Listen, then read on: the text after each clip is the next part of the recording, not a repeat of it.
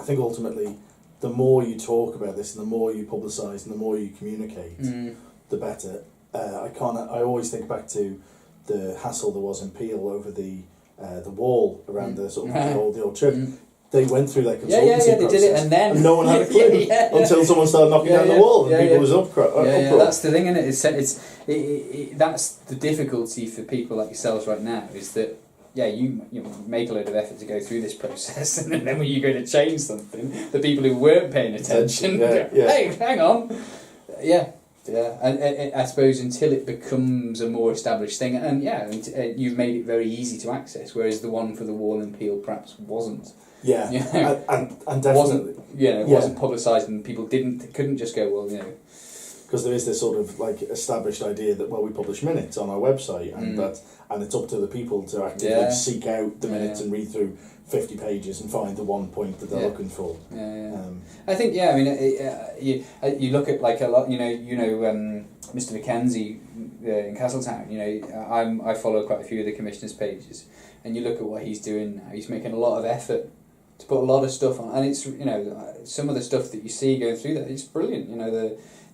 You might only just scroll past it in half a second, but you're aware that that's happened and there's going on.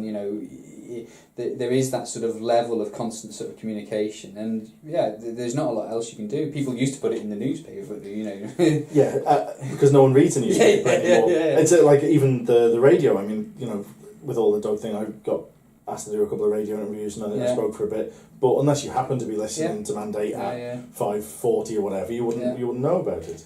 Yeah, I mean, I think that's probably the thing that is going to change the most, no matter which way it goes. And I said this to Lord Lisbon when I went to see him.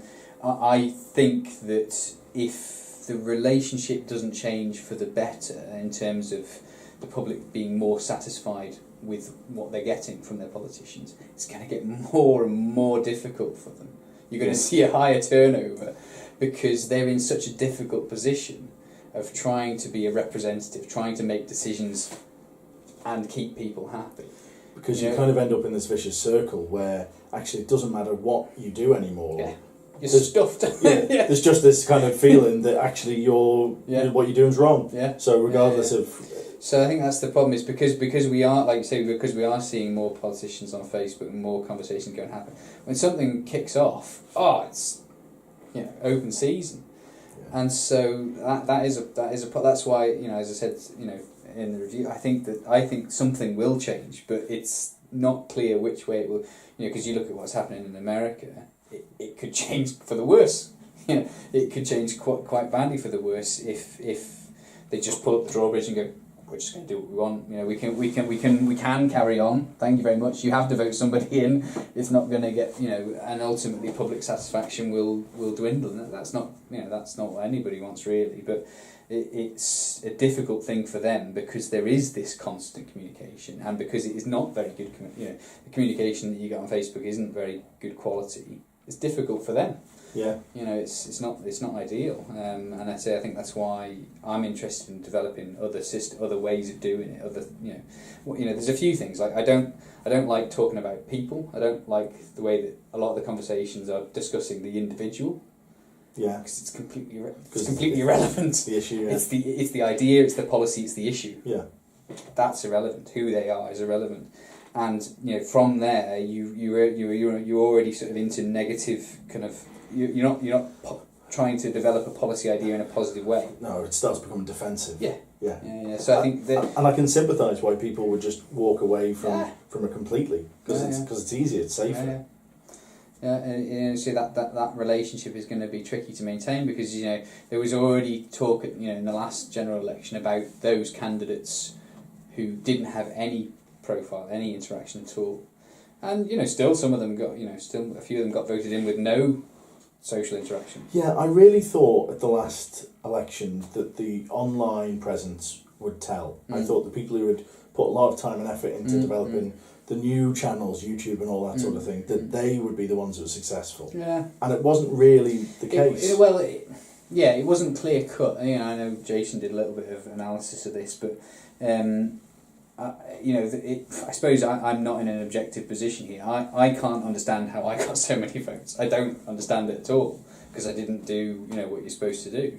But then I can't understand how certain other people got the number of votes that they did. So there is certain mysteries, I guess, to it.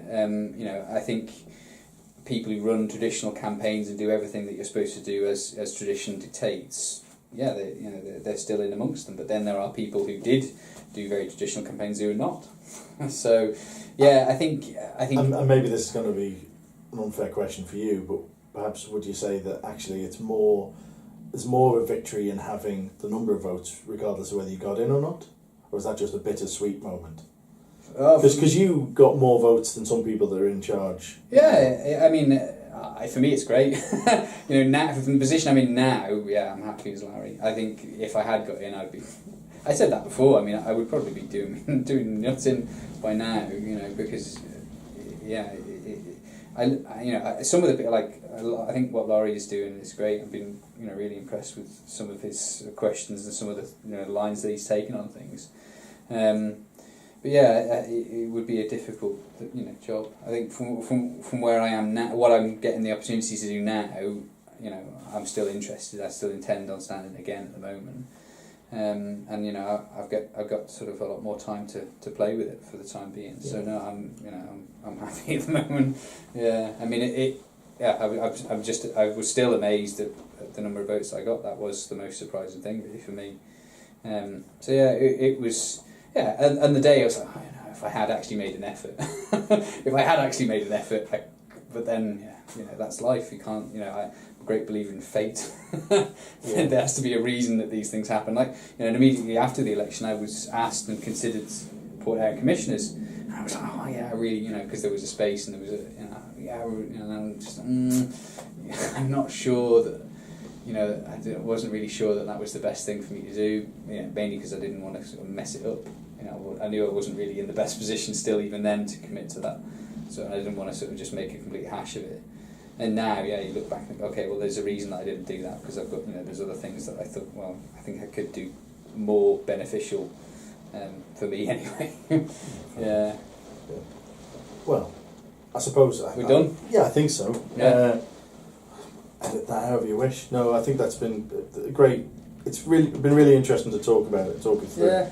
Because like I said, the consultancy thing is something I truly believe in. Because unless we go out and ask the question, you never get the opportunity for people to give you the answer. Yeah. But then, so faced with the stark reality of that coming and quite a lot of interest, it did just make me think, well, actually, how do you manage it? Yeah, because I have definitely had two ways in my head. One, you go with how you personally, not feel, but have logically worked through what you think is the right decision. Might not be, but what you feel is the right decision. And you use the answers from the survey to come up with reasons or challenge your feelings or come up with reasons why you agree or disagree in whatever way. And at least you can then say, here's the reason why we decided against it. There has been some interest this way, but not just say, well, we're doing it and stuff you, but this is why. But then the flip side, I thought, well, actually, should you take the approach of the people who've spoken? And I did. I hadn't really sort of thought about it in the terms of direct democracy until it was faced with me. Came face to face with me. Unfortunately, there's no right answer. No, but it's been very enlightening having a chat about it with you. Enjoyable. I suppose. Yeah, I mean, the cynic in me says, well, for you personally, it depends on why it is that you're a commissioner. Why did you stand to be a commissioner? Well, I'm not sure whether I should say this on. I'll turn it off now.